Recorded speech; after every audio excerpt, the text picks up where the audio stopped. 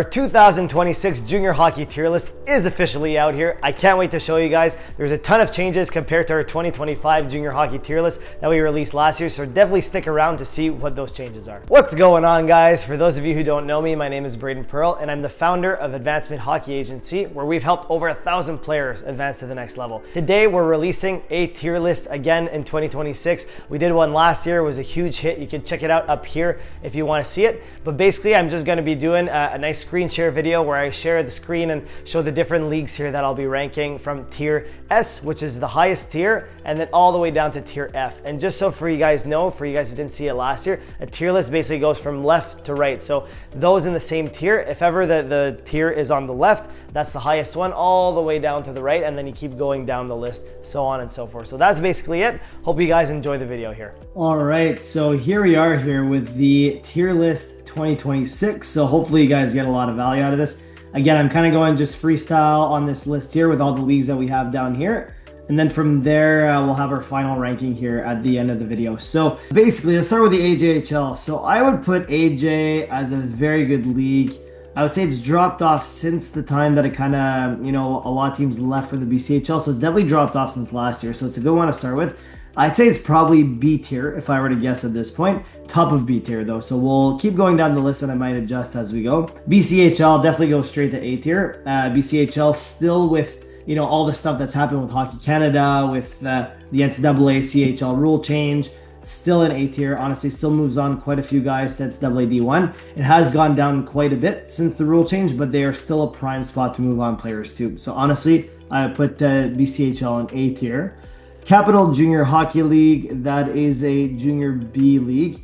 I'm going to go ahead and put this in probably end of D tier for now, but I might replace this in a little bit whenever I take a look here. So CCHL, still a solid league. I would put it B tier, definitely further down from the AJ. I'm going to reorder as we put more and more teams. We're going to go ahead and reorder things, but CC is still a solid league to go to. Mainly going to move guys on NCAA D3 now with the rule change. EHL Premier, definitely F tier. Again, I've talked about this league and a few other leagues before. It's below the EHL. EHL is a pretty good league to move guys on to NCAA D3, but when it comes to the EHLP, it's just not a spot you want to go to. EHL, I would say C tier. It's one of the top C tiers if I had to guess here as we go on. Really good league to move guys on to NCAA D3. I would place it top of C. EOJ. Okay, so this one right here, I would say better than the CAP Junior Hockey League.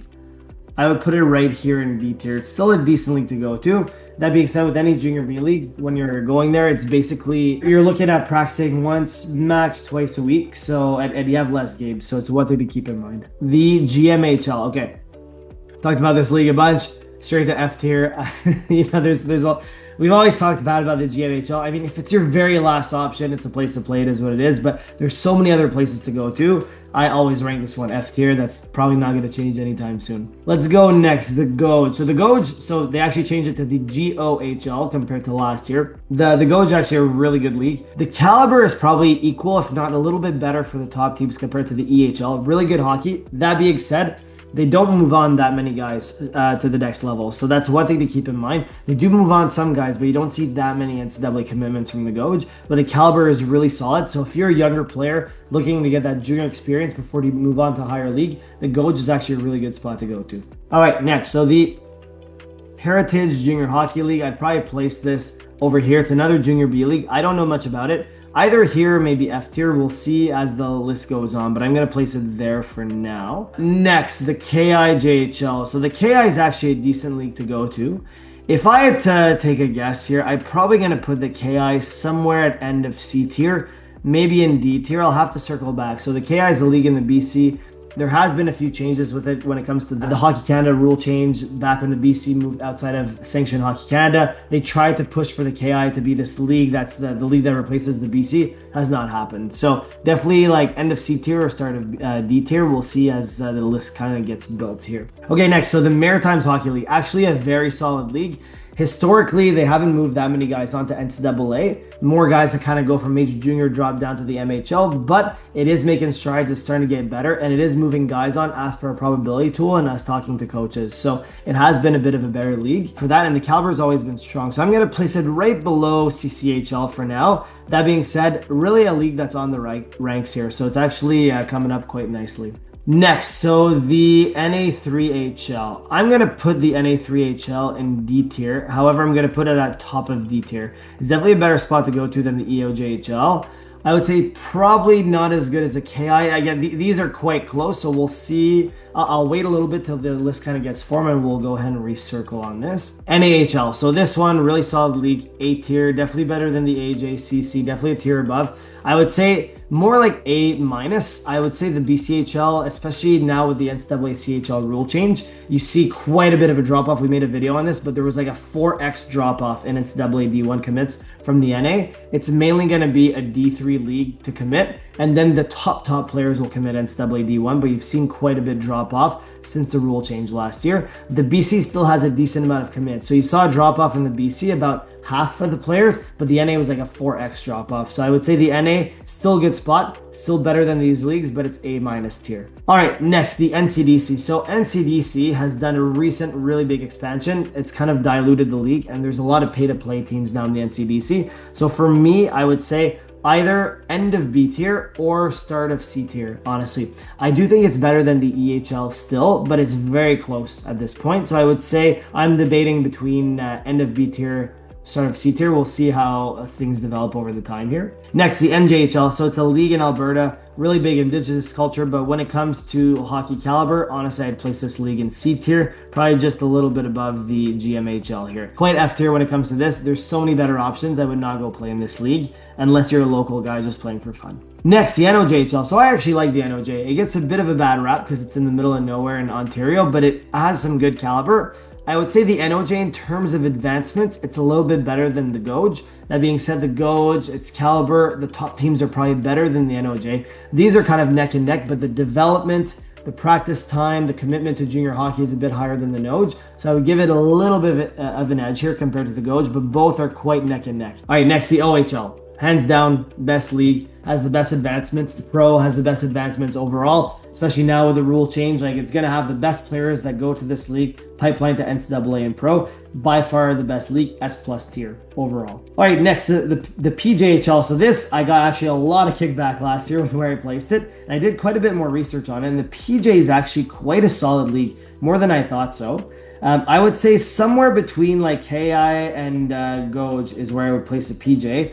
I'll have to kind of circle back here, but based on the research we did this year, the advancements, everything, it's actually not a bad league to go to. It has good caliber overall. So the PJ is one to keep in the back of our minds here. That's actually a pretty good league. We'll see. I'll go play around with the tier list towards the end here. Next, the Provincial Junior Hockey League. So this is the big Junior C conglomerate league in Ontario. I would go ahead and put this probably be above the NJHL, but honestly, F tier. It's not a really good league to go to. There's a lot of teams, 8 different junior C leagues that conglomerated together several years ago, formed this league.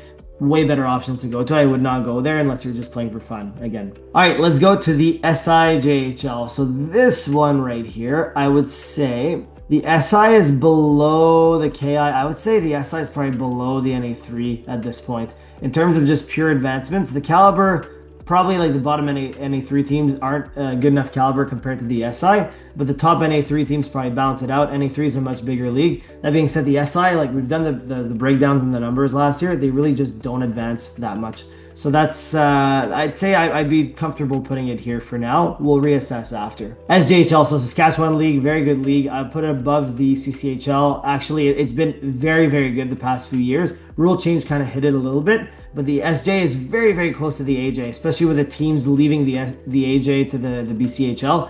SJ is very, very close. These could actually go neck and neck now, but I would still put the AJ above the SJ in terms of pure advancements and caliber overall. USHL, so the USHL, actually, this is one that changed. I would say the USHL S tier, definitely below the O for sure, but the USHL is making, like, it has always been a phenomenal league to go to. Very, very solid league. Very good advancements to D1. Even with the rule change, there hasn't been that big of a drop-off for D1 advancements from the USHL. And actually, there's talks right now where the USHL will merge, as I'm recording this, will merge with the CHL, but a couple setbacks and all that stuff. So it's still talks kind of going on. I anticipate one day though that there will be a merge to form like a full like tier 1 hockey league that's under the same umbrella. But for now they're separate. But overall, USHL is still a phenomenal league to go to. So next league, I have the USPHL Elite. So that's the league under the NCDC, then under the USPHL Premier. So junior hockey tier 4 in a way, or like junior B. Again, straight to F tier here. Basically neck and neck with the HLP. They're not out of F tier. They're probably not the worst leagues to go to. The other ones I just wouldn't go to at all. I'd choose these ones if I had no option. That being said, there's so many better options. I would really avoid trying to go to one of these leagues. Next, USPHL Premier. So USPHL Premier, massive league, gets a bit of a bad rap at times, but it still does move quite a few guys on to the NCAA D3 level and ACHA. Now with the rule change, you'll see USP Premier, NA3, they'll mainly move guys on probably to ACHA D1. The top guys might get some lower end NCAA D3 commits.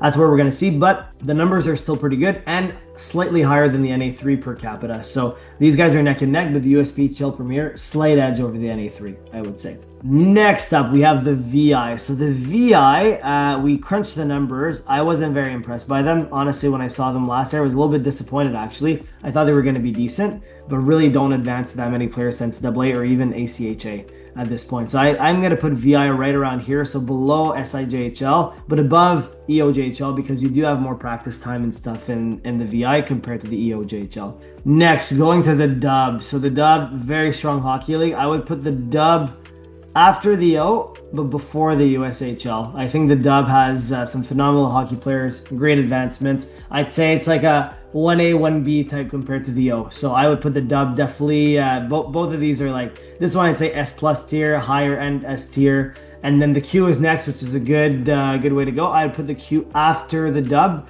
before the USHL. That being said, the USHL has been creeping up on the Q lately. So these guys are both, I'd say like S minus, S minus to S, S, and then S plus. So that's how I'd rank these four here in this order. But again, all of these leagues, the best leagues, phenomenal leagues to go to. If you go play for this, you have a phenomenal chance to go and advance NCAA D1 and Pro moving forward. So every player would kill to play in one of these leagues. The Prairie Junior Hockey League, I actually don't know much about this league, so I'm going to leave it out for now. Let's go to the Manitoba Major Junior Hockey League. So this one, let's go probably... Yeah, I probably just put it before the NJHL, but honestly, F tier. Like not really. Like I know the major junior thing might be a little bit deceiving. I wouldn't put too much thought into that. It's really a glorified junior C league. There's not much else to say about that. F tier right away. Next, we'll go junior B. So I'm gonna go and put the general junior B. Like obviously, we have some junior B leagues here. The reason why we make the Goj, EOJ, the Capital Heritage stand out. There's some of the stronger junior B leagues. The rest I'm just going to put basically either end of D tier or even like I would say probably F tier, start of F tier for the junior B.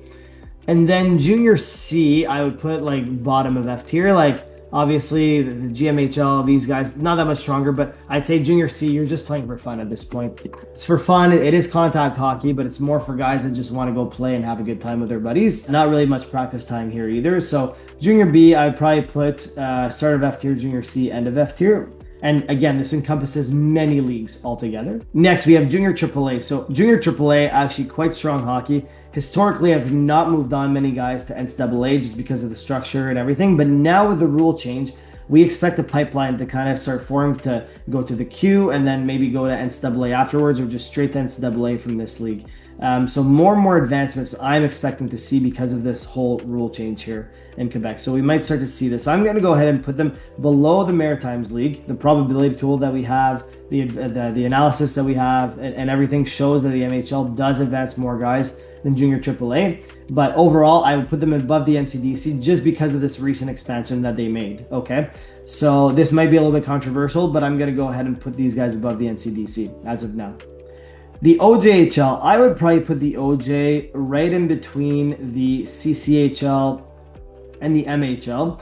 The reason why I put it below the CCHL is the OJ is a much bigger league and it's more diluted. So the top teams in the OJ are quite strong, similar to the GOAT, but the bottom teams are quite terrible, honestly, and they'd be more in like C tier for the bottom teams. The CCHL is a bit less diluted. It's a smaller league. Overall, is better. I'd say just a slight tier above the OJ, but they're pretty neck and neck, honestly. So I put the OJ right here. Higher than the Maritimes League because they have historically moved on more guys per capita than the Maritimes League has. And our last team here, we have the Manitoba Junior Hockey League. Very solid league. I would put it right here. So above the CCHL, below the SJHL right here. So the Manitoba, especially a couple teams in that league, have been very strong as of late.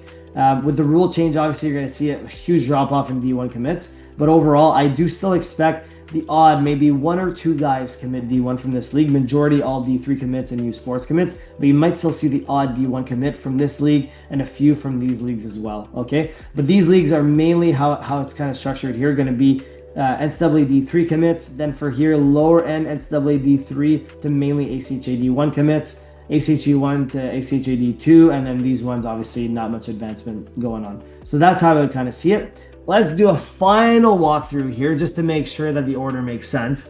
I'm going to say I like this one right here. I like that this makes sense. I agree. Honestly, I'm really comfortable with this tier list. I think a lot of it makes sense. Again, gave the overview, like these guys mainly going to be NCAA D1 commits to pro commits, pro signings, I should say. And these guys are mainly going to be like the high-end players are going to be NCAA D1, and then most of it's going to be NCAA D3. Most of these guys, for the most part, NCAA D3. These guys, like mid to high end NCAA D3, and then these guys, a few low end NCAA D3s, and then mostly ACHA D1, ACHA D1 to ACHA D2 advancements, and then this barely any advancements. So I like this list. We're gonna cap it here. I don't want to keep you guys here forever. Hopefully you got value out of this, and let me know if you disagree with the list and if you have any comments down below as to how you'd reorder the leagues here. All right, guys, that is a wrap for the video. If you want to keep watching, definitely click here or click here. Hopefully you guys enjoyed this video. If you did, absolutely destroy that like button, hit that subscribe button, and hit that notification bell. If you have any questions for us, leave a comment down below or send us an email. And with that being said, my friends, thank you so much for watching. We will catch you on that next one.